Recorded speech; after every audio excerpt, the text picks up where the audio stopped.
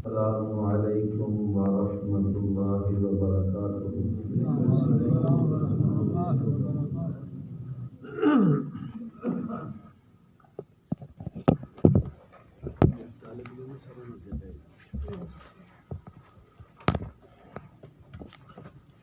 آج بھائی ہم انشاءاللہ سبق نمبر 42 پڑھیں گے،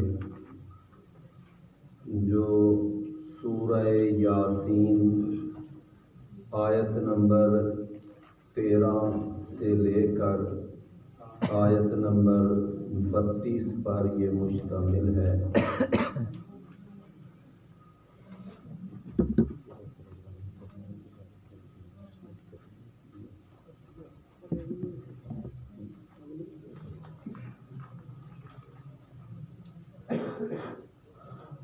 بھائیو، یہ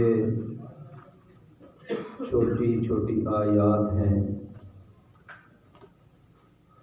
ہم انشاءاللہ کوشش کریں گے کہ یہ پورا سبق آج کے سبق میں درس میں پڑھا جائے۔ رمضان سے پہلے پہلے ہم سورہ یاسین کو مکمل کرنا چاہتے ہیں انشاءاللہ العزیز۔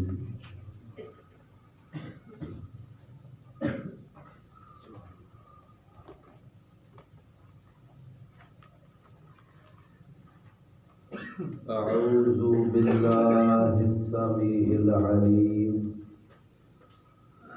من الشیطان الرجیم، من ہمزہ ونفخہ ونفثہ۔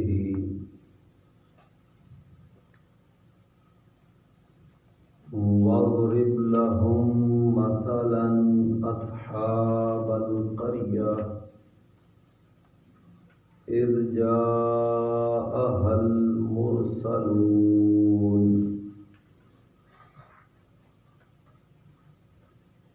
اذ ارسلنا الیہم اثنین فکذبوہما فعززنا بثالث فقالوا انا الیکم مرسلون۔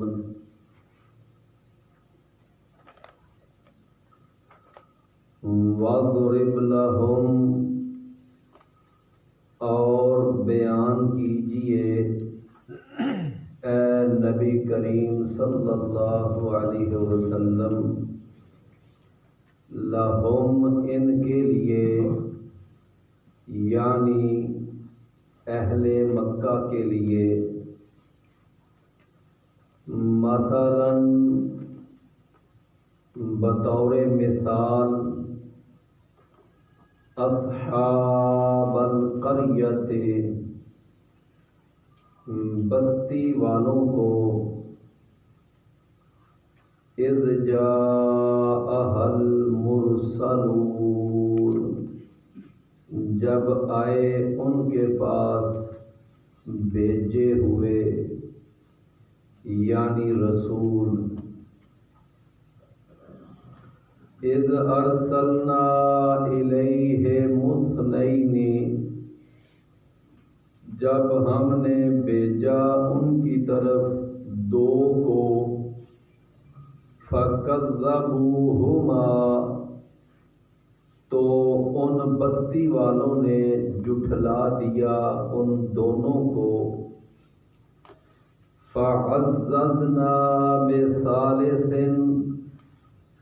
پھر ہم نے تقویت دی ایک تیسرے رسول کے ساتھ، فقالوا پس انہوں نے کہا، انا الیکم مرسلون بے شک ہم تمہاری طرف رسول بنا کر بھیجے گئے ہیں۔ پیارے بھائیوں، یہ سورہ یاسین، اس کے اندر اللہ تعالیٰ نے اس مقام پر اس دوسرے رکوع میں 3 پیغمبروں کا تذکرہ فرمایا ہے۔ اللہ تعالیٰ نے انہیں ایک بستی کی طرف رسول بنا کر بھیجا تھا۔ پہلے اللہ تعالیٰ نے 2 پیغمبروں کو بھیجا، پھر ان دونوں کو تقویت دینے کے لیے، ان کو مضبوط کرنے کے لیے اللہ نے پھر ایک تیسرا پیغمبر بھی بھیجا۔ تو یہ 3 پیغمبر جو ہیں وہ ان کی طرف بھیجے گئے۔ اس بستی کا اللہ تعالیٰ نے یہاں پر نام ذکر نہیں کیا کہ وہ بستی کون سی تھی، اس لیے کہ بستی کا نام ذکر کرنے میں کوئی خاص افادیت بھی نہیں تھی۔ قرآن زیادہ تر ہدایت اور رہنمائی اور تعلیم کی طرف توجہ دیتا ہے اور توجہ دلاتا ہے۔ یعنی اس جیسے تاریخ کے وہ جو ہے نا نام، اس کی طرف کوئی خاص معاملہ نہیں ہے۔ تو اللہ تعالیٰ نے اس بستی کا نام نہیں ذکر کیا۔ البتہ بعض مفسرین نے اپنی تفسیروں کے اندر لکھا ہے کہ وہ روم کی ایک بستی، ایک علاقہ تھا جس کو انطاکیہ کہا جاتا ہے۔ انطاکیہ، تو یہ ایک تفسیری مواد ہے، لیکن قرآن میں اللہ نے اس بستی کا نام نہیں ذکر کیا۔ اللہ تعالیٰ نے ان 3 پیغمبروں کا نام بھی ذکر نہیں کیا۔ احادیث کے اندر یہ بات ملتی ہے کہ انبیاء کی تعداد وہ 1,00,000 سے متجاوز ہے، یعنی ان کی جو انبیاء ہیں ان کی تعداد 1,00,000 سے متجاوز ہے، لیکن ان 1,00,000 انبیاء میں سے جو رسول کے عہدے پر فائز ہیں، کیونکہ نبی سے رسول کا عہدہ زیادہ ممتاز اور بڑا ہوتا ہے۔ رسولوں کی تعداد بعض احادیث کے اندر 300 سے اوپر ہے۔ انبیاء کی تعداد 1,00,000 سے اوپر ہے، اور ان میں سے جو رسول تھے، رسولوں کی تعداد 300 سے متجاوز ہے۔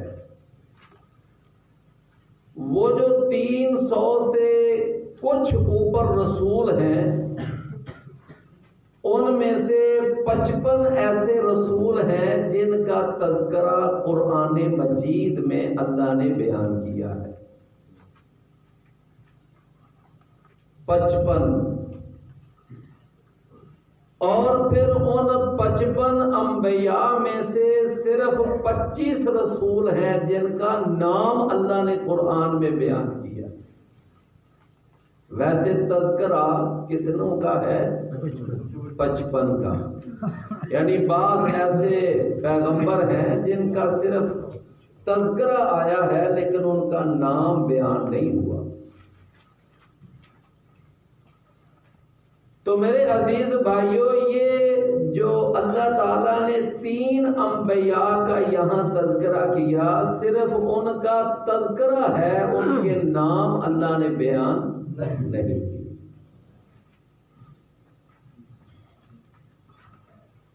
تو بستی کا نام بھی بیان نہیں کیا گیا اور ان انبیاء کا بھی اللہ نے نام بیان نہیں کیا۔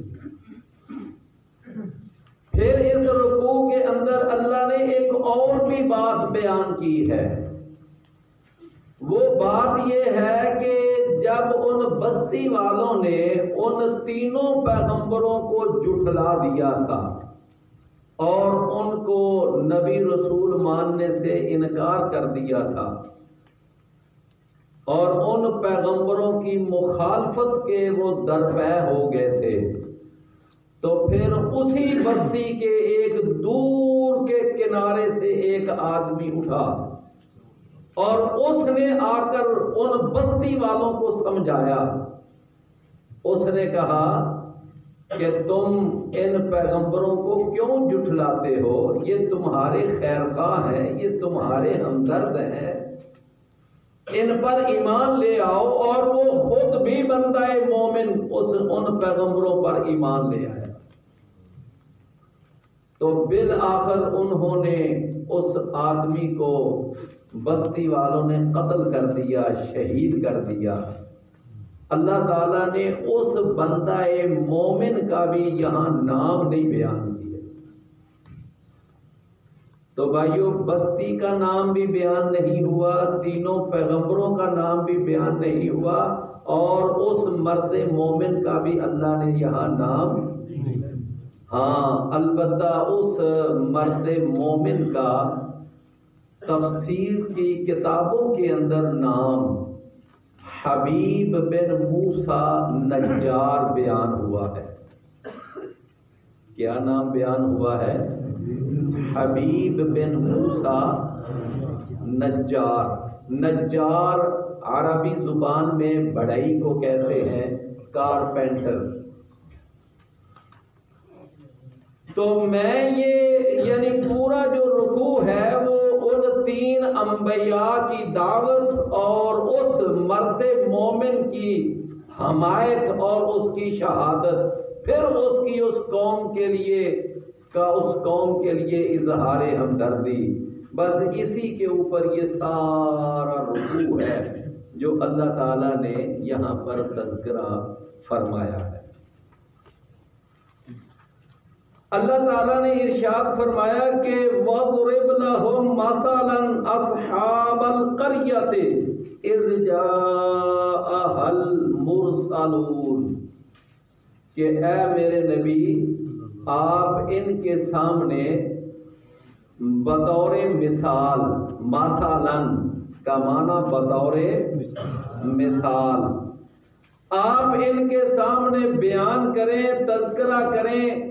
فرمایا کہ ایک ایسی بستی والوں کا کہ جن کے پاس اللہ نے کچھ رسول بھیجے تھے، پیغمبر بھیجے تھے۔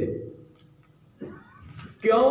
اس لیے کہ ان مکے والوں کو یہ بات معلوم ہو جائے کہ ایک میں محمد صلی اللہ علیہ وسلم ہی کوئی انوکھا نبی نہیں ہوں، بلکہ مجھ سے پہلے بھی دنیا میں انبیاء آئے اور رسول آئے ہیں۔ تو یہ نہ سمجھو کہ میں کوئی نبی رسول بن کر آیا ہوں اور میں کوئی بہت ایک انوکھا نبی ہوں۔ ما کنت بدعا من الرسل، مجھ سے پہلے بھی دنیا کے اندر اللہ نے رسولوں کو بھیجا، تو لہذا انہیں اس بات کا علم ہو جائے کہ رسول اللہ صلی اللہ علیہ وسلم سے پہلے بھی رسول دنیا میں آئے ہیں۔ اور پھر بعض ایسی بستیاں بھی کہ اللہ تعالیٰ نے وہاں ایک ایک بستی میں ایک ایک رسول نہیں بلکہ کئی کئی رسول بھی بھیجے۔ ایک ایک بستی میں اللہ نے کئی کئی رسول بھی بھیجے ہیں۔ یہ تو صرف ایک محمد رسول اللہ صلی اللہ علیہ وسلم ہے کہ جنہیں اللہ نے ساری کائنات کا رسول بنایا ہے، اور پھر اللہ تعالیٰ نے ان کو قیامت تک کے لیے رسول بنایا ہے۔ آپ کی موجودگی میں بھی کوئی اور نبی رسول نہیں ہو سکتا تھا، اور آپ کے بعد تک بھی اور کوئی نبی رسول نہیں ہو سکتا. لیکن پہلے ایسا ہوتا تھا کہ ایک ہی وقت میں ایک ہی بستی میں کئی رسول ہوتے تھے. تو فرمایا ایک تو انہیں اس بات کا پتہ چل جائے، اور دوسرا یہ ہے کہ جب آپ ان کو وہ 3 پیغمبروں کا اور ان کے سارے واقعہ کا تذکرہ کریں گے تو انہیں اس بات کا بھی علم ہو جائے گا کہ جب ان تینوں پیغمبروں نے جا کر اس قوم کو توحید کی دعوت دی تھی، آخرت کا عقیدہ بتایا تھا اور انہیں شرک سے باز کرنے کی کوشش کی تھی، تو ان قوم والوں نے ان کو جھٹلا دیا تھا، تو اس کے نتیجے میں پھر اس قوم کے اوپر اللہ کا عذاب آیا. تو جب یہ تذکرہ سنیں گے تو ممکن ہے ان میں سے کچھ لوگ ڈر جائیں کہ اگر ہم نے بھی اس طرح محمد صلی اللہ علیہ وسلم کی دعوت کو جھٹلا دیا اور آپ کی باتوں پر یقین نہ کیا اور ہم اس کی مخالفت پر ڈٹے رہے، تو جس طرح ان انطاکیہ والوں پر اللہ کا عذاب آیا تھا تو ہو سکتا ہے ہم بھی اللہ کے عذاب کی لپیٹ میں آ جائیں. تو لہذا یہ واقعہ جو ہے ہو سکتا ہے بعض لوگوں کے سدھرنے کا سبب بن جائے. اور اس کے اندر پھر یہ واقعہ جب بیان کیا جائے تو اس کے اندر محمد الرسول اللہ صلی اللہ علیہ وسلم کے لیے تسلی کا سامان بھی موجود ہے. تسلی کا سامان کیا ہے کہ جب نبی کریم صلی اللہ علیہ وسلم کو یہ واقعہ سنایا جائے گا کہ آپ سے پہلے ایک بستی میں 3 رسول آئے تھے، ان رسولوں کو بھی ان کی قوم والوں نے جھٹلایا تھا، مخالفت کی تھی اور انہوں نے ان کا انکار کر دیا تھا، تو اس کے باوجود ان پیغمبروں نے حوصلہ نہیں ہارا تھا. تو اسی طرح اے نبی اگر یہ مکے والے آپ کی مخالفت کرتے ہیں، یہ آپ کے مقابلے میں ڈٹے ہوئے ہیں اور آپ کی مخالفت میں یہ آپ کو پریشان کر رہے ہیں، تو آپ نے بھی ان کی مخالفت سے پریشان نہیں ہونا. اپنا مشن، اپنی دعوت، اپنا وہ جو ہے نا معاملہ جاری رکھنا ہے، اس کو نہیں روکنا آپ نے. تو گویا اس ایک واقعہ کے اندر جہاں رسول اللہ صلی اللہ علیہ وسلم کے لیے تسلی، تشفی اور حوصلہ افزائی کا سامان ہے، تو وہاں اہل مکہ اور اہل کفر کے لیے تنبیہ اور اس کے اندر ان کے لیے انتباہ کا سامان بھی موجود ہے.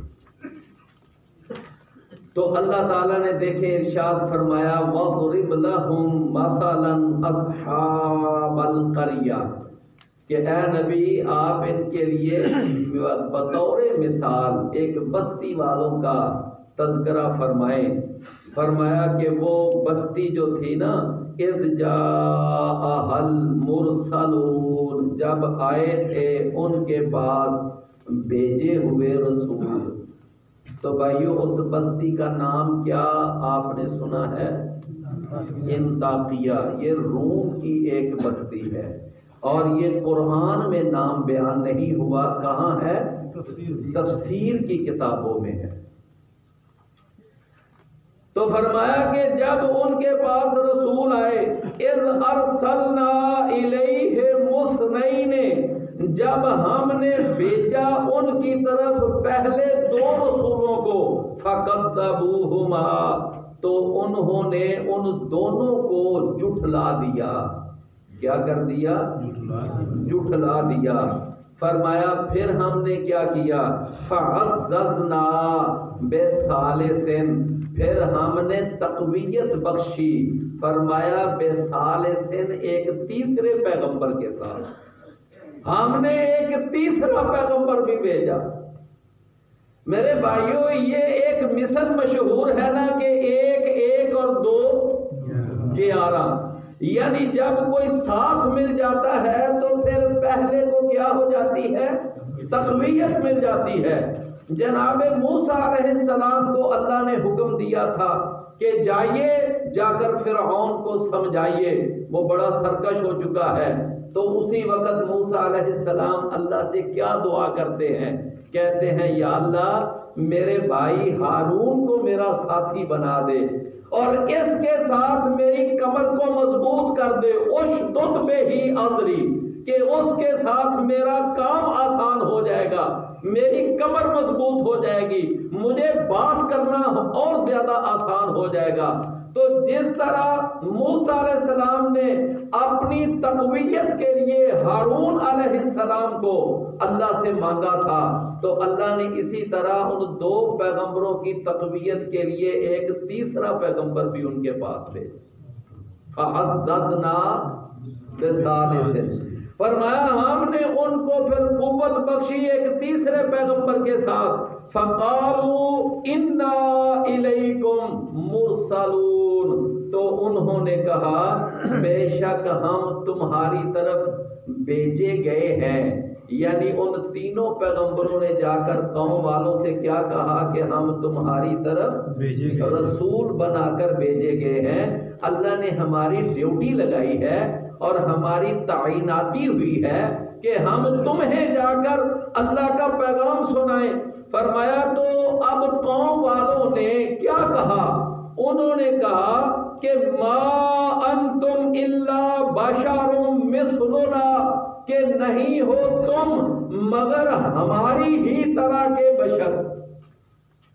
یعنی ان قوم والوں نے ان انبیاء کی تکذیب اور ان کو جھٹلانے کے لیے جو سب سے پہلا جواب دیا، جو سب سے پہلا رد عمل دیا، وہ کیا تھا؟ انہوں نے کہا کہ ہم تمہیں نبی کیسے مانے، تمہیں رسول کیسے ماننے کہ تم تو ہماری ہی طرح کے بشر ہو۔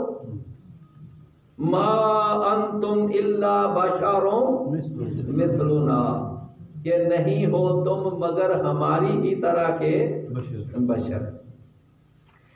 میرے بھائیوں یہاں پر تو وہ تین پیغمبروں کے جھٹلاتے ہوئے اس قوم کا رد عمل ہے۔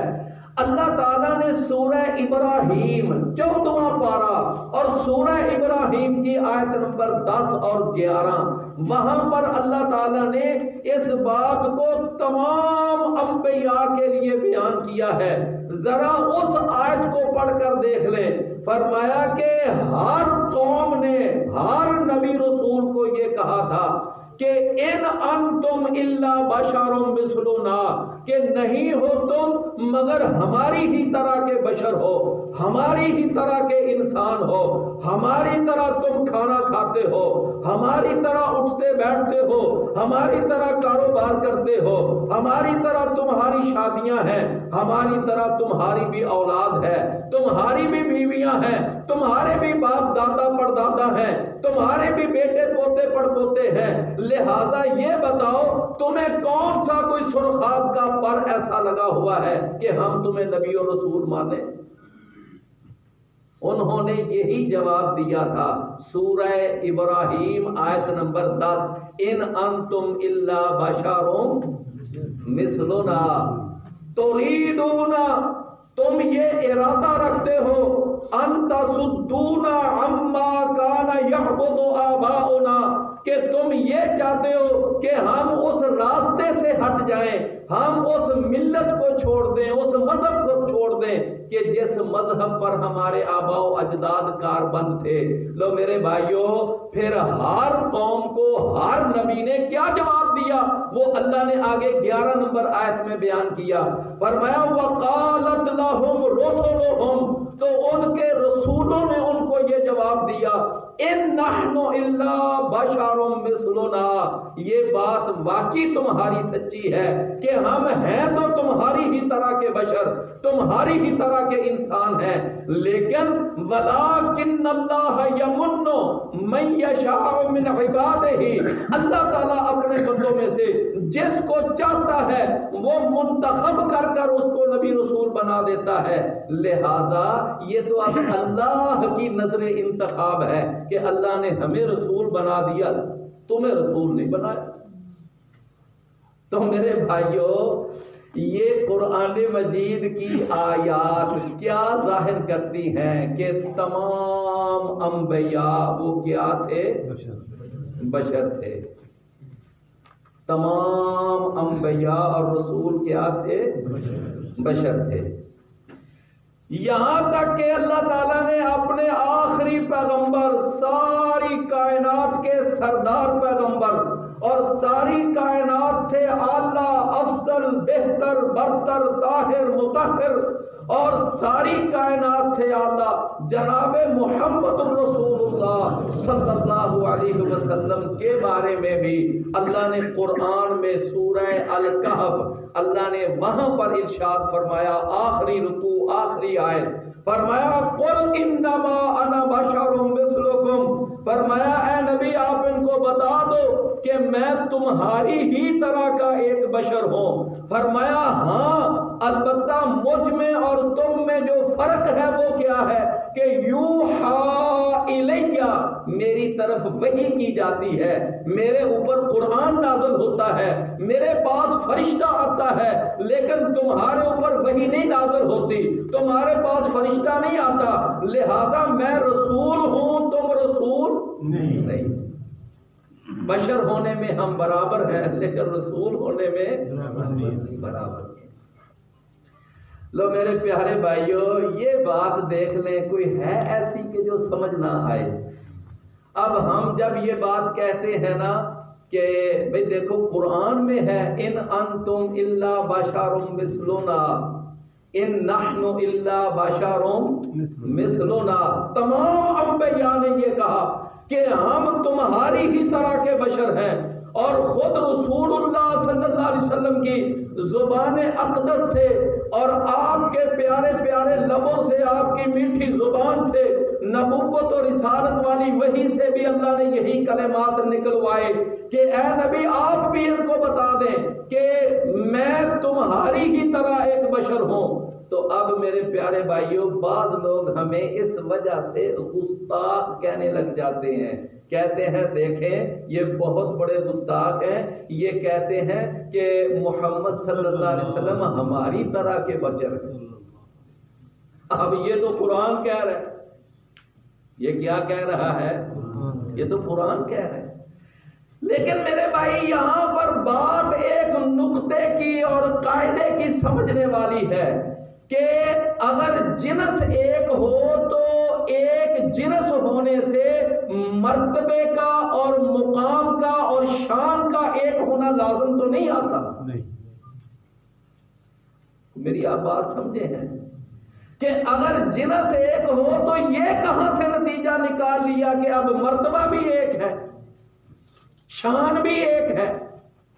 आप जरा देखिए कि क्या अबू बकर सिद्दीक रज़ी अल्लाह ताला अन्हु वो बशर नहीं थे, वो हमारी तरह के इंसान नहीं थे, वो भी खाना खाते थे, आदमजात थे, बनु इंसान से ताल्लुक रखते थे, लेकिन ये है कि जो उनका मुकाम है वो उम्मत में किसी और का है।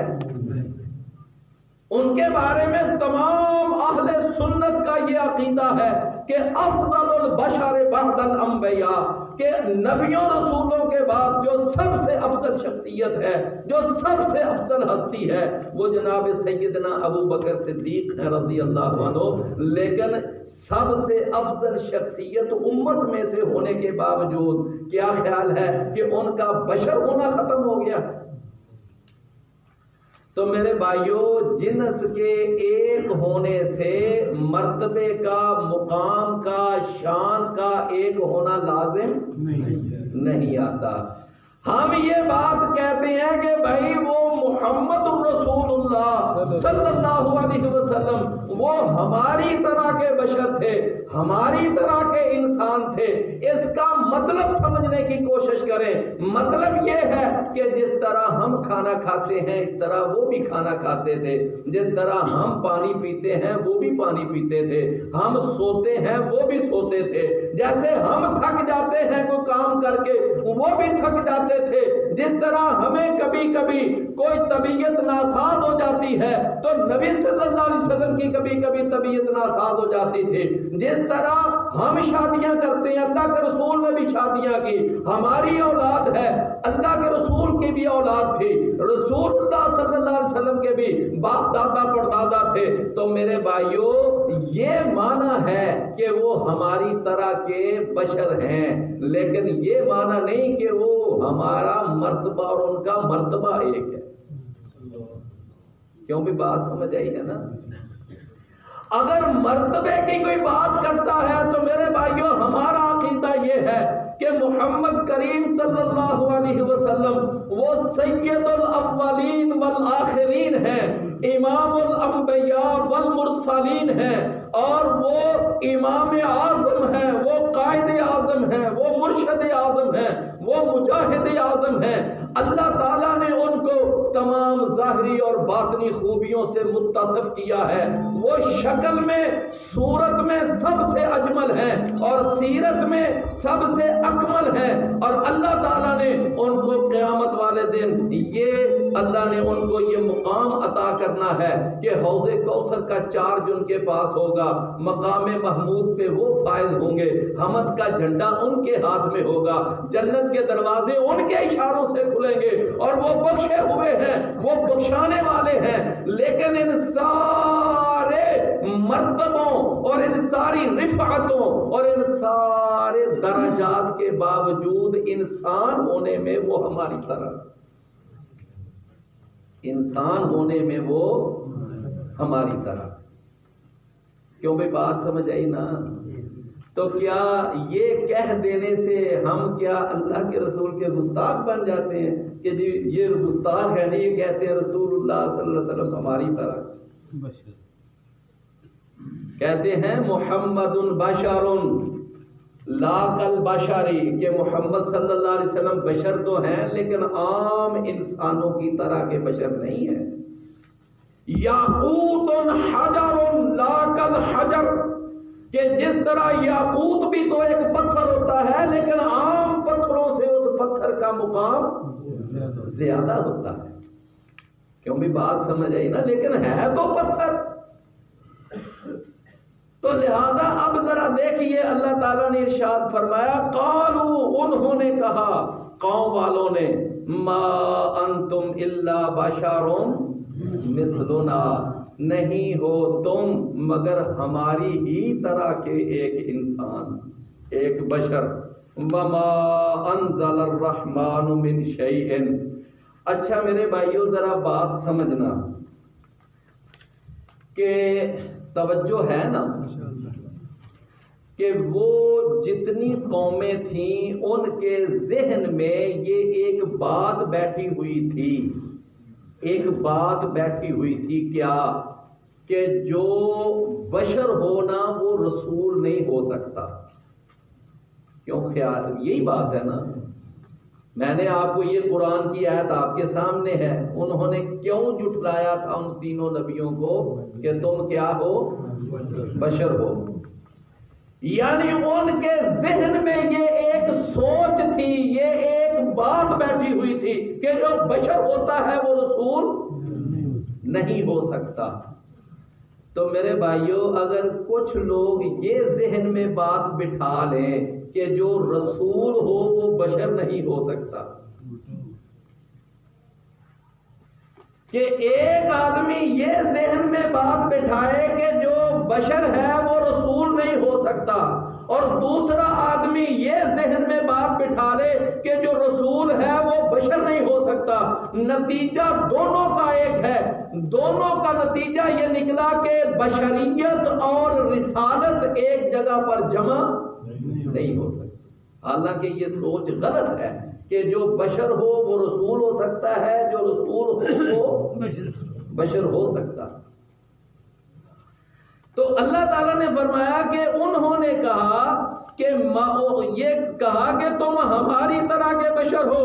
وما انزل الرحمن من شیء, اور اللہ نے کچھ بھی نہیں اتارا. انہوں نے تمام آسمانی صحیفوں کا اور اللہ کی طرف سے وحی کے نازل ہونے کا سرے سے ہی انکار کر دیا. کہنے لگے کوئی کوئی آسمان سے وحی نازل نہیں ہوئی، نہ کوئی تورات، نہ انجیل، نہ زبور، نہ قرآن، کچھ بھی نہیں۔ فرمایا کہ ان انتم الا تکذبون، نہیں ہو تم مگر جھوٹ بولتے ہو۔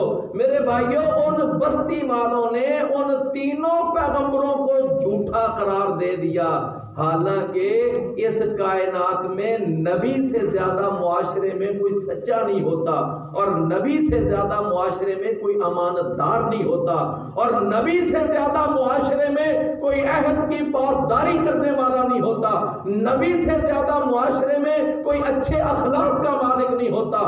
نبی وہ ہر اعتبار سے معاشرے میں ایک صاف ستھرے کردار کا آدمی ہوتا ہے۔ تو انہوں نے کیا کہہ دیا؟ نہیں ہو تم مگر جھوٹ بولتے ہو۔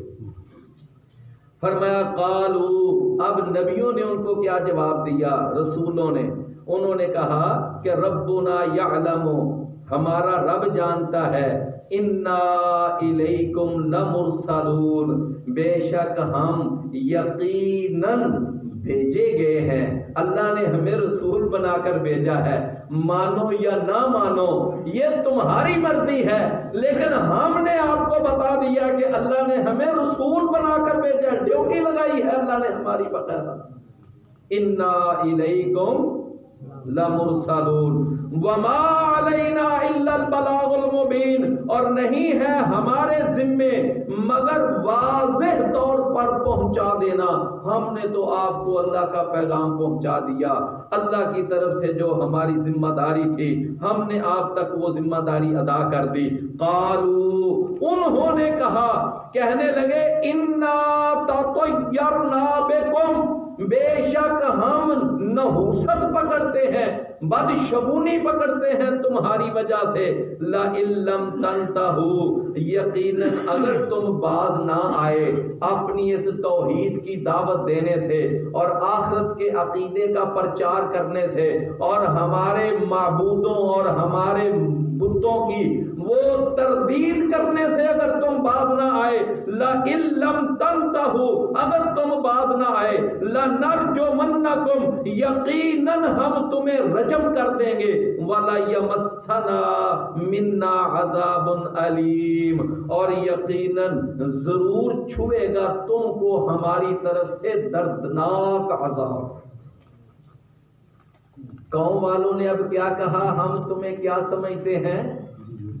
منحوس سمجھتے ہیں۔ کیا سمجھتے ہیں؟ اللہ اکبر۔ اللہ تعالیٰ نے قرآن مجید میں سورۃ الاعراف، توجہ ہے نا، 131 نمبر آیت ہے، وہاں اللہ نے فرمایا کہ جب موسیٰ علیہ السلام نے اپنی قوم کو دعوت دی تو موسیٰ علیہ السلام کی قوم نے بھی کہا کہ اے موسیٰ، تو ہمارے پاس منحوس بن کر آیا ہے۔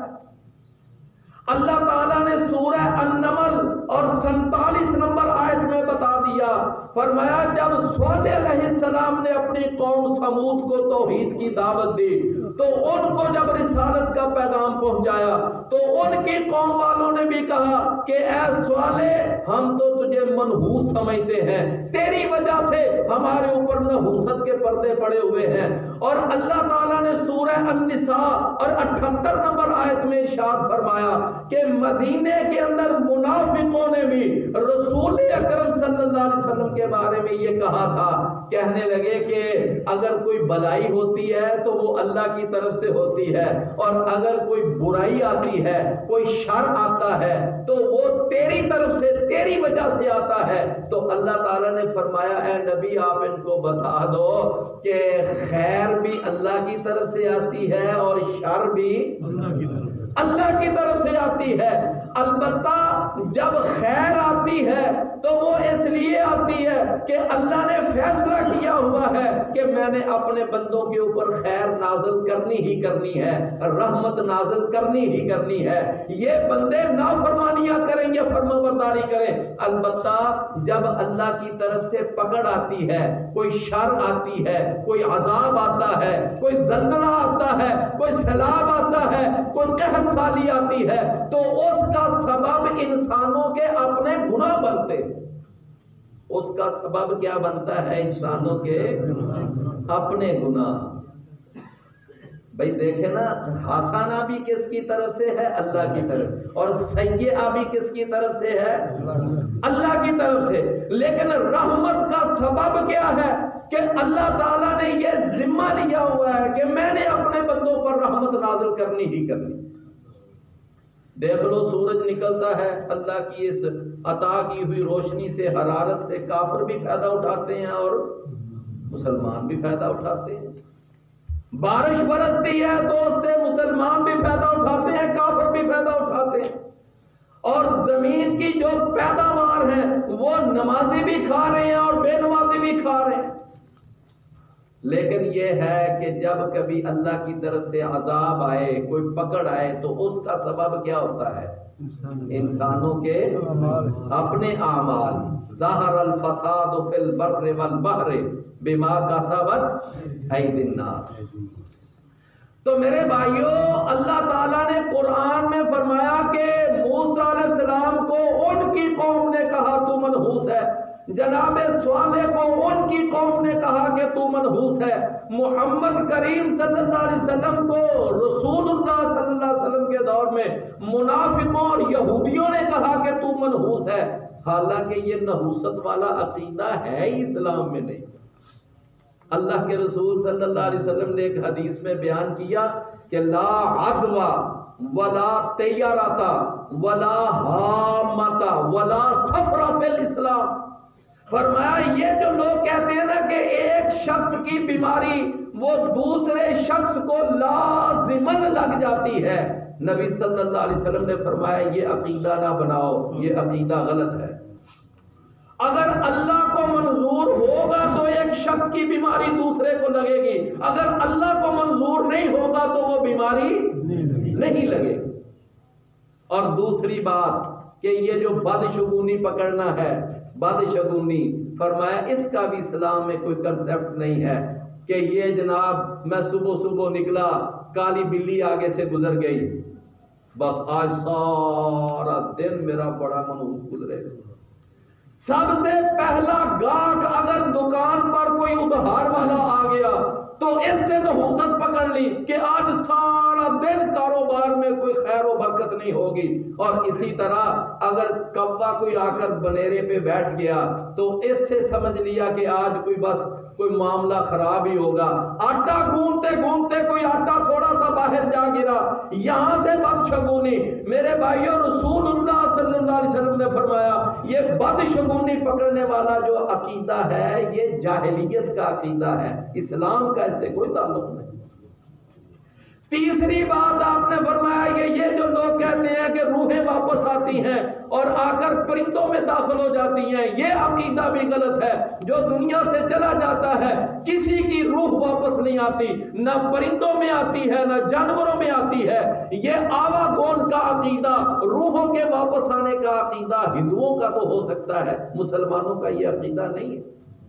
اور چوتھی بات آپ نے فرمائی کہ یہ جو لوگ کہتے ہیں سفر کا مہینہ بڑا منحوس ہوتا ہے، اللہ کے رسول نے فرمایا کوئی مہینہ منحوس نہیں ہوتا، لہذا یہ سارے مہینے اللہ کے بنائے ہوئے ہیں۔ اصل بات یہ ہے کہ انسانوں کے اپنے گناہوں کی شامت ہوتی ہے اور لگا دیتے ہیں جی فلاں مہینہ منحوس، فلاں دن منحوس، فلاں شخص منحوس، فلاں گھڑی منحوس، حالانکہ کوئی مہینہ، کوئی ہفتہ، کوئی گھڑی منحوس نہیں ہوتی، کوئی شخص منحوس نہیں ہوتا۔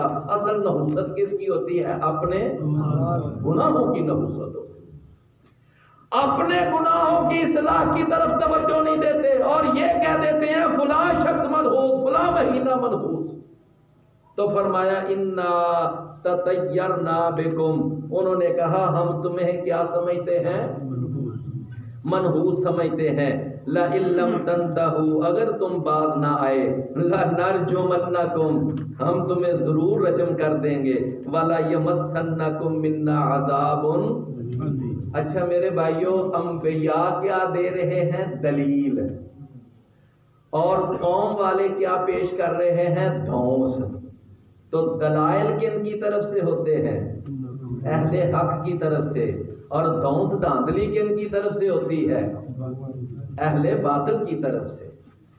اہل حق کے پاس ہمیشہ دلائل کی قوت، حق کی قوت لیکن اہل باطل ہمیشہ دھونس جماتے ہیں، وہ اپنے وسائل استعمال کرتے ہیں۔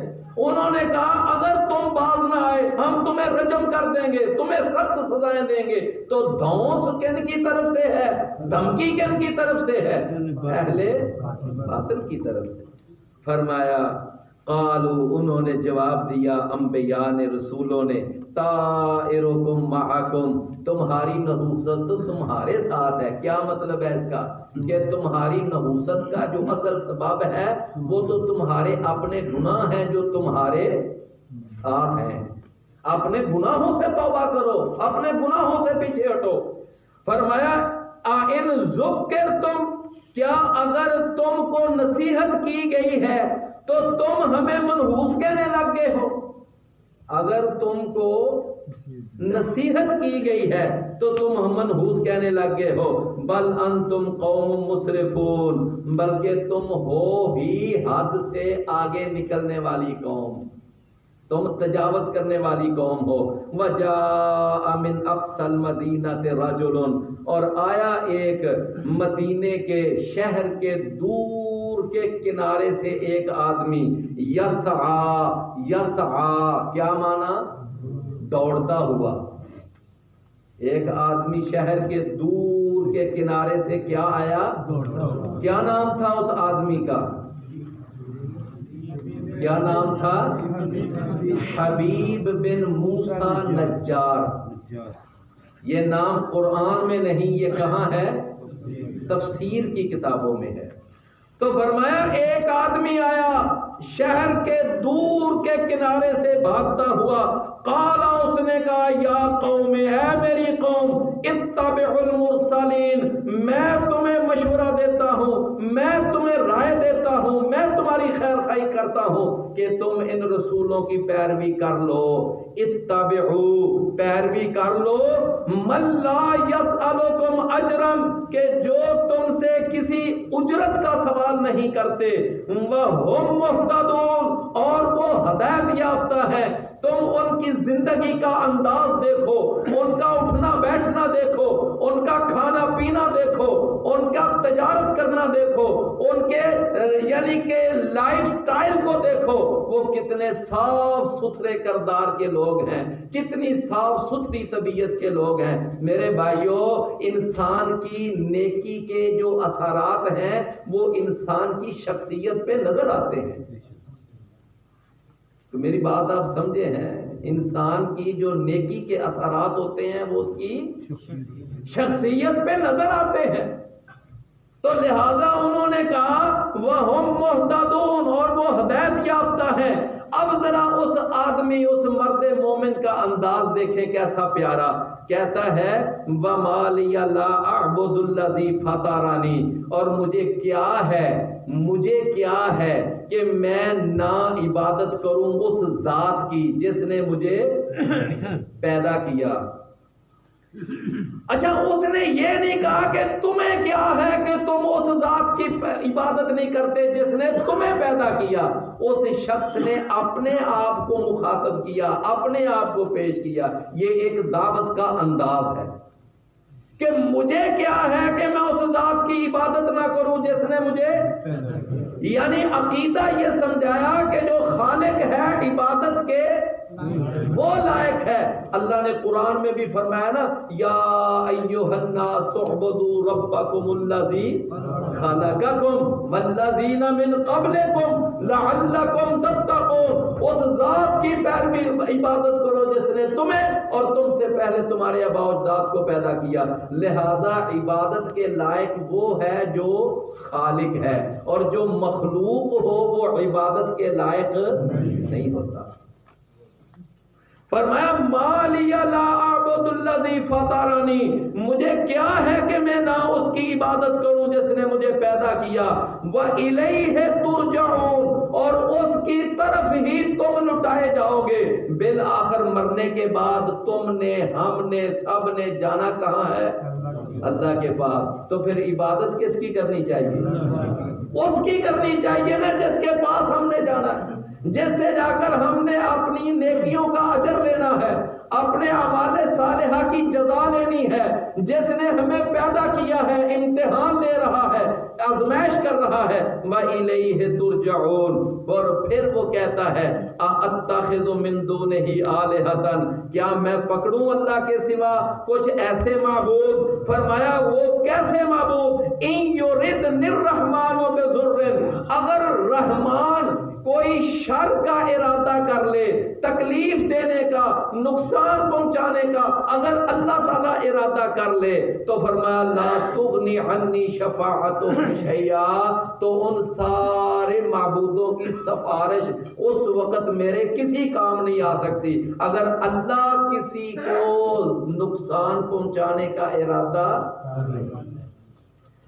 نبی صلی اللہ علیہ وسلم نے فرمایا کہ اے ابن عباس، اس بات کو پلے باندھ لے کہ اگر ساری کائنات تجھے نقصان پہنچانے پہ تل جائے لیکن اللہ تجھے فائدہ پہنچانا چاہے تو ساری کائنات تجھے نقصان نہیں پہنچا سکتی، اور اگر ساری کائنات تجھے فائدہ پہنچانا چاہے، اللہ تجھے کوئی تکلیف دینا چاہے تو ساری کائنات مل کر بھی تجھے اس تکلیف سے روک نہیں سکتی۔ بھائی سمجھ آئی نا؟ تو اصل میں اختیارات کا مالک کون ہے؟ اللہ ہے۔ نفع نقصان کا اختیار کس کے پاس ہے؟ اللہ کے پاس ہے۔ وہ جس کا چاہتا ہے چولہا جلا دیتا ہے، جس کا چاہتا ہے چولہا بجھا دیتا ہے، جس کی چاہتا ہے گود ہری کر دیتا ہے، جس کی چاہتا ہے گود وہ اجاڑ دیتا ہے، جس کا چاہتا ہے وہ بیڑا کنارے پہ لگا دیتا ہے، جس کا چاہتا ہے بیڑا ڈبو دیتا ہے، جس کو چاہتا ہے صحت دے دیتا ہے، جس کو چاہتا ہے بیماری دے دیتا ہے، جس کو چاہتا ہے امیر بنا دیتا ہے، جس کو چاہتا ہے غریب بنا دیتا ہے۔ میرے بھائیو، اس کائنات کے تمام اختیارات کا مالک کون ہے؟ صرف ایک اللہ۔ لوگوں نے ایسے ہی بنائے ہوئے ہیں، فلاں حاجت روا ہے، فلاں مشکل کشا ہے، فلاں مختار کل ہے، فلاں کرنی بھرنی والا ہے، فلاں نفع نقصان کا مالک ہے، وہ جناب داتا ہے، وہ گنج بخش ہے، وہ غریب نواز ہے، وہ لجپال ہے، وہ بندہ پرور ہے۔ نہ میرے بھائیو، ساری کائنات کا حاجت روا، مشکل کشا، مختار کل، کرنی بھرنی والا، نفع نقصان کا مالک اور داتا، گنج بخش، غریب نواز، لجپال صرف ایک اللہ وحدہ لا شریک کی ذات ہے۔ اللہ کے سوا یہ اختیارات کسی کے پاس نہیں۔ اور قرآن کہتا ہے کہ جن کو تم اللہ کے سوا پکارتے ہو وہ تو ایک ذرے کے بھی مالک نہیں ہے، ایک تنکے کے بھی مالک نہیں ہے، وہ ایک سوئی کے مالک بھی نہیں ہے۔ قرآن کہتا ہے، فرمایا جن کو تم اللہ کے سوا پکارتے ہو لا یملکون مثقال ذرۃ، وہ تو ایک ذرے کے بھی مالک نہیں۔ ہم کہتے ہیں فلاں گنج بخش، فلاں رنج بخش، فلاں غریب نواز، فلاں یہ، فلاں وہ۔ نہ میرے پیارے بھائیو، ان سارے اختیارات کا مالک کون ہے؟ صرف ایک اللہ۔ فرمایا کہ ان یردن الرحمن بضر، اگر ارادہ کر لے رحمان کوئی تکلیف دینے کا، لا تغنی عنی شفاعتہم شیئا، تو نہیں کام آئے گی میری طرف سے ان کی سفارش کچھ بھی، ولا ينقذون، اور نہ وہ مجھے بچا سکتے ہیں۔ انی اذا لفی ضلال مبین، اگر میں اللہ کو چھوڑ کر ان کو عبادت اپنا معبود پکڑ لوں کہ جو نفع نقصان کے مالک نہیں، تو پھر میں کیا ہوں؟ سب سے بڑا گمراہ انسان۔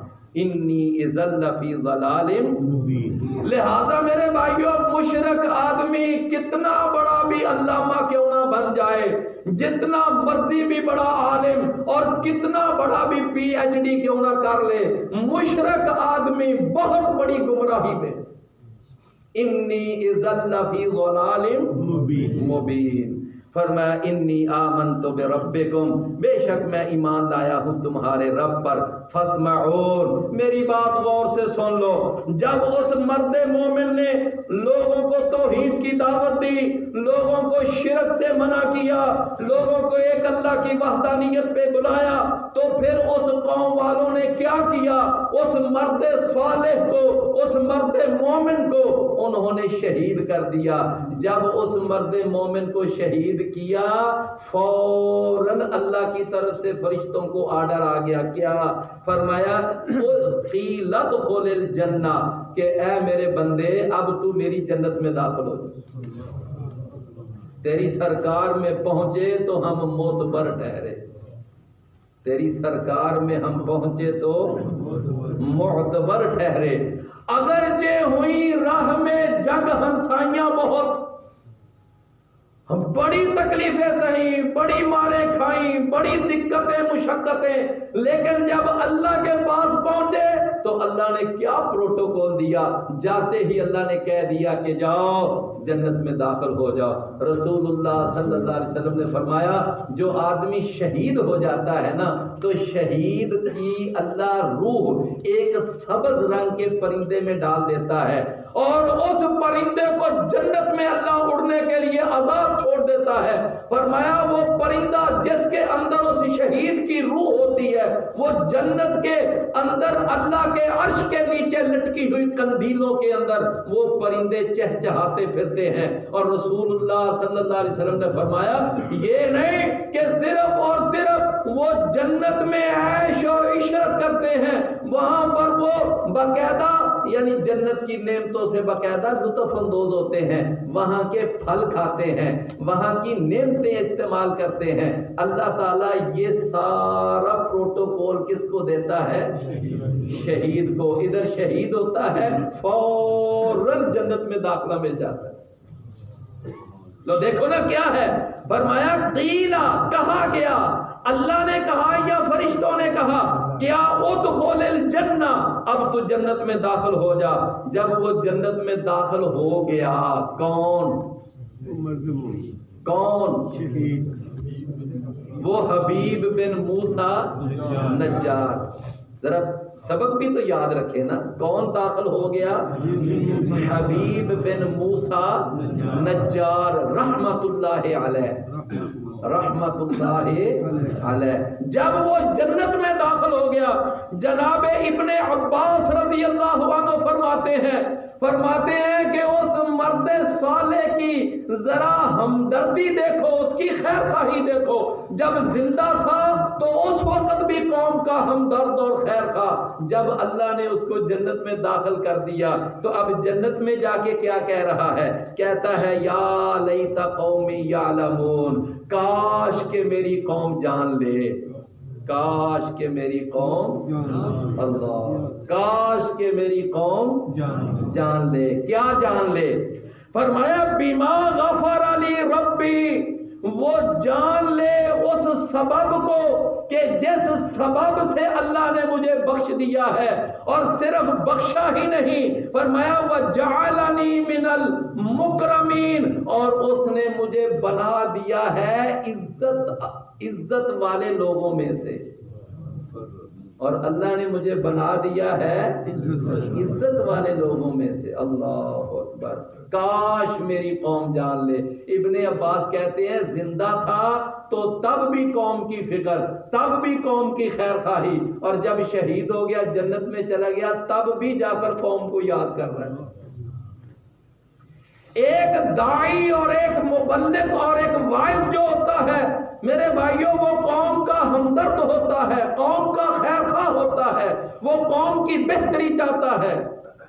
لہذا وہ ایک داعی مبلغ جنت میں جا کے بھی کہہ رہا ہے کہ کاش میری قوم کو پتہ چل جائے کہ کس عقیدہ توحید کی وجہ سے، کس ایمان بالآخرت کی وجہ سے، اور کس شرک کا رد کرنے کی وجہ سے اللہ نے مجھے یہ جنتیں عطا کی ہیں. یہ بات کاش میری قوم کو بھی پتہ چل جائے.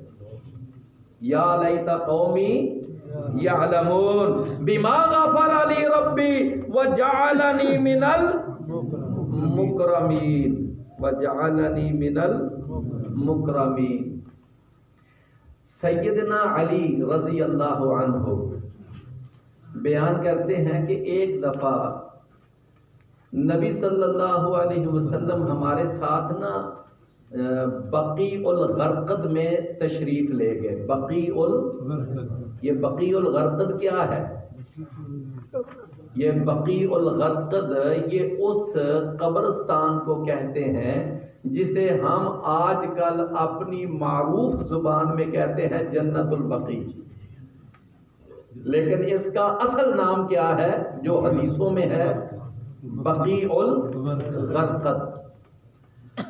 تو علی رضی اللہ عنہ فرماتے ہیں ہم ایک دفعہ بقیع الغرقد میں گئے، نبی کریم صلی اللہ علیہ وسلم کے ہم ساتھ تھے، وہاں جا کر ہم اللہ کے رسول کے آس پاس بیٹھ گئے، تو آپ کے ہاتھ میں نا ایک چھڑی تھی، تو اللہ کے رسول اس چھڑی کے ساتھ نا زمین کو ایسے کریدتے جا رہے تھے، تو یکدم رسول اللہ صلی اللہ علیہ وسلم نے اپنا چہرہ مبارک اوپر اٹھایا، صحابہ کو مخاطب کیا، آپ نے فرمایا کہ اے میرے صحابہ، جس وقت انسان وہ نیک ہو یا برا ہو، ہر انسان کے بارے میں اللہ نے لکھا ہوا ہے کہ یہ اہل سعادت میں سے ہے یا یہ اہل شقاوت میں سے ہے، اہل سعادت خوشبخت اور اہل شقاوت بدبخت۔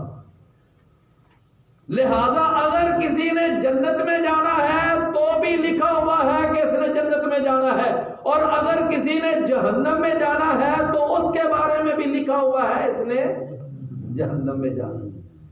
تو صحابہ میں سے ایک صحابی بول پڑا، کہنے لگا کہ اللہ کے رسول پھر اگر یہ لکھا ہی ہوا ہے تو پھر ہم عمل چھوڑ دیں، یہ نمازیں پڑھنے، روزہ رکھنے، حج عمرہ کرنے اور یہ سارے، پھر ان کا کیا معنی ہے؟ جب لکھا جو ہوا ہے کہ ہم نے جنت میں جانا ہے تو پھر جانا ہی جانا ہے، جب لکھا ہوا ہے کہ ہم نے جہنم میں جانا ہے تو پھر جانا ہی جانا ہے۔ رسول اللہ صلی اللہ علیہ وسلم نے فرمایا نا، یہ بات ذہن سے نکالو، میں تمہیں بات سمجھاتا ہوں۔ اللہ کے رسول نے فرمایا اگر کوئی آدمی وہ اہل سعادت میں سے ہے تو اس کے لیے اللہ سعادت والا راستہ آسان کر دے گا، اور وہ چلے گا اس سعادت والے راستے پر، اور وہ اپنے ارادے سے چلے گا، اپنے اختیار سے چلے گا، اور اپنے ارادے اور اپنے اختیار سے اس سعادت والے راستے پہ چلتا چلتا بالآخر جنت میں پہنچ جائے گا۔ اور اگر کوئی آدمی اہل شقاوت میں سے ہے تو وہ پھر ایسے عمل کرے گا اپنے ارادے سے، اپنے اختیار سے، کہ وہ بالآخر وہ اعمال کرتا کرتا کرتا بالآخر جہنم میں چلا جائے گا۔ صرف اتنا ہے کہ اگر کوئی اہل سعادت میں سے ہوگا تو اللہ اس کے لیے سعادت کا راستہ آسان کر دے گا، اور اگر کوئی اہل شقاوت میں سے ہوگا تو اللہ اس کے لیے شقاوت والا راستہ آسان کر دے گا۔ پھر رسول اللہ صلی اللہ علیہ وسلم نے وہ آیت پڑھی، فَأَمَّا مَنْ أَعْطَى وَاتَّقَى وَصَدَّقَ بِالْحُسْنَى فَسَنُيَسِّرُهُ لِلْيُسْرَى وَأَمَّا مَنْ بَخِلَ وَاسْتَغْنَى وَكَذَّبَ بِالْحُسْنَى فَسَنُيَسِّرُهُ لِلْعُسْرَى۔ رسول اللہ صلی اللہ علیہ وسلم نے تو میرے بھائیوں اب ذرا غور کریں کہ اللہ تعالیٰ نے جب اس مرد صالح کے لیے لکھا ہوا تھا کہ اس نے جنت میں جانا ہے تو اللہ تعالیٰ نے اس کے لیے وہ جنت والا راستہ کیا کر دیا؟ اللہ اکبر۔ کوئی بات آپ کو سمجھ آئی ہے؟ تو اللہ نے اس کے لیے وہ جنت والا راستہ آسان کر دیا۔ تو فرمایا وَجَعَلَنِي مِنَ الْمُكْرَمِينَ، اور اس نے مجھے بنا دیا عزت یعنی کیے ہوئے لوگوں میں سے، باعزت لوگوں میں سے۔ وَمَا أَنزَلْنَا عَلَىٰ قَوْمٍ مِّن بَعْدِهِ، اور نہیں ہم نے نازل کیا عَلَىٰ قَوْمِهِ اس کی قوم پر، مِّن بَعْدِهِ اس کی شہادت کے بعد، مِّن جُنْدٍ کوئی لشکر، مِّنَ السَّمَاءِ آسمان سے۔ فرمایا جب وہ مرد مومن شہید ہو گیا تو اب ہم نے اس کی قوم کو سزا دینے کے لیے آسمان سے کوئی فرشتوں کا لشکر نہیں اتارا کہ جاؤ جا کر اس بستی کو تباہ کر دو، اس بستی کو جا کر ہلاک کر دو۔ فرمایا ہم نے کوئی لشکر نہیں اتارا۔ وَمَا کننا منزلین، اور نہ ہی ہم اس بستی کو ہلاک کرنے کے لیے کوئی لشکر اتارنے والے تھے، کوئی ضرورت ہی نہیں تھی۔ فرمایا کیا کیا تھا ہم نے اس بستی کو سزا دینے کے لیے؟ ان کانت الا صیحۃ واحدہ، بس ایک چیخ ہی آئی تھی، فاذا ہم خامدون، بس اچانک ہو گئے وہ بجھی ہوئی آگ کی طرح۔ بس جناب جبرائیل نے ایک چیخ ماری تھی اور اس چیخ کے ساتھ ہی ساری قوم ملیا میٹ، ساری قوم تباہ و برباد۔ کیوں بھی بات سمجھ آئی ہے؟ فرمایا کہ ان کانت الا صیحۃ واحدہ فاذا ہم خامدون، بجھنے والے۔ یا حسرۃ علی العباد، ہائے افسوس بندوں پر، ما یاتیہم من رسول، نہیں آیا ان کے پاس کوئی بھی رسول، الا کانوا بہ، مگر وہ اس کا مذاق ہی اڑاتے تھے۔ علم یرو، کیا نہیں انہوں نے دیکھا، کم اہلکنا قبلہم من القرون، کتنی ہی ہم نے ہلاک کر ڈالی ان سے پہلے، من القرون قومیں، انہم الیہم لا یرجعون، فرمایا کہ دیکھو ان قوموں میں سے کوئی بھی ان کی طرف واپس نہیں پلٹے، جن کو ہلاک کر دیا وہ ہلاک ہو گئے۔ فرمایا کہ وَإِن كُلٌّ، اور نہیں ہے کوئی جماعت، لما مگر، جمیعٌ وہ سب کے سب، لدینا ہمارے پاس، محضرون حاضر کیے گئے ہیں۔ فرمایا ساری کائنات میں جتنی بھی جماعتیں آئیں، جتنے بھی گروہ آئے، جتنے بھی قبیلے اور قومیں آئیں، ان سارے قبیلوں نے، قوموں نے بالآخر اللہ کے پاس حاضر ہونا ہے، اللہ نے ان کے سامنے، اللہ کے سامنے پیش ہونا ہے۔ تو پیارے بھائیوں، اللہ تعالیٰ نے اس رکوع میں 3 پیغمبروں کا اور 1 مرد مومن کا اللہ نے تذکرہ کیا، اور اس مرد مومن کی شہادت کا اللہ نے تذکرہ کیا۔ اللہ ہمیں سمجھ میں عمل کرنے کی توفیق عطا فرمائے۔ السلام علیکم ورحمۃ اللہ۔ جو بھائی آج یہ تشریف لائے، گزارش ہے کہ وہ سوال و جواب کی نشست کے بعد آخر میں اپنا نام لکھوا دیں۔ دوسری پچھلی دفعہ گزارش کی تھی، ماشاء اللہ، اللہ تعالیٰ آپ بھائیوں کو جزائے خیر دیں کہ ماشاء اللہ تعداد بڑھ رہی ہے، اور بھائی خواتین کے حوالے سے پوچھ رہے ہیں تو ان کے لیے بھی الحمدللہ اوپر بندوبست موجود ہوتا ہے، اور میں چاہوں گا کہ وہ اپنے ساتھ فیملی لے کے آتے ہیں تو الحمدللہ ان کو نیچے گاڑی پارک کریں، اور پیچھے سے نیچے سے ہی اوپر خواتین کا پورا بندوبست موجود ہے، تو ضرور وہ لے کے آیا کریں انشاءاللہ، تاکہ وہ بھی استفادہ کریں۔ اسی طرح کوئی اپنے دوست کا یا کوئی واٹس ایپ نمبر دینا چاہیے اور ہمارے قرآن کلاس میں وہ شامل ہونا چاہیے تو وہ اپنی پرچی پر لکھ کر ہمیں لے کے جائیں، انشاءاللہ ہم ان کو گروپ کے اندر شامل کر لیں گے اور وہ بھی انشاءاللہ اس سے استفادہ کیا جائے گا۔ تیسری گزارش کی تھی آپ سے، ماشاءاللہ دیکھ رہے ہیں تو کرسیوں کے حوالے سے، تو پیچھے کچھ بھائیوں نے تعاون کیا 10,000 کے قریب، تو یہ تقریباً 2,500 روپے کی کرسی ہے جو ہم پہلے لے کے آئے تھے گجرانوالہ سے سٹیزن میں، تو فوری طور پر 50 کرسیاں اس کا ہم نے بندوبست کرنا ہے۔ تو میری خواہش تو یہ ہے کہ اگلے منگل تک ہم اس کو مکمل کریں، تو جو بھائی اس میں حصہ ڈالنا چاہیں بلکہ اگر بول دیں، کچھ بھائیوں نے مجھے کہا اللہ آپ کو جزائے خیر دے، اور بھی کوئی بھائی اس میں شامل ہونا چاہیں، مطلب ریاض صاحب نے 5 کرسیوں کا کہا ہے، یہ باری کام ہے جی، یا میرا خیال ہے کوئی بچنا چاہتا ہے، یہ ترغیب کے لیے ہے بھائی انشاءاللہ۔ اسی طرح بھائی ماشاءاللہ کی کلاس نا خود کفالت کی طرف جا رہی ہے، کوئی نہ کوئی بھائی، میں زیادہ اس لیے اعلان نہیں کرتا، بھائی منع کرتے ہیں، کھانے کے حوالے سے ماشاءاللہ بھائی بندوبست کر دیتے ہیں، تو جو بھائی اس میں بھی حصہ ڈالنا چاہیں اور اپنا نام، تقریباً یہ 10,000 روپیہ ایک کھانے کے اوپر جو ماشاءاللہ بندوبست کرتے ہیں، تو اللہ تعالیٰ کو جزائے خیر دے۔ آپ دیکھ رہے ہیں کتنے سالوں سے، یہ 2-2.5 سال سے سلسلہ جاری ہے، تو اسی طرح بھائی اس نظام کو خود ہی چلا رہے ہیں اور اللہ کی طرف سے چل رہا ہے، تو اس کو انشاءاللہ ہم جاری رکھیں گے اور انشاءاللہ بڑھائیں گے۔ तो हमारी यही ख्वाहिश है कि 6 अप्रैल को इंशाल्लाह हम बड़ा प्रोग्राम करने जा रहे हैं। आज हमारी क्लास मैंने टाइम हमारे मुफ्त से कुरान वो भी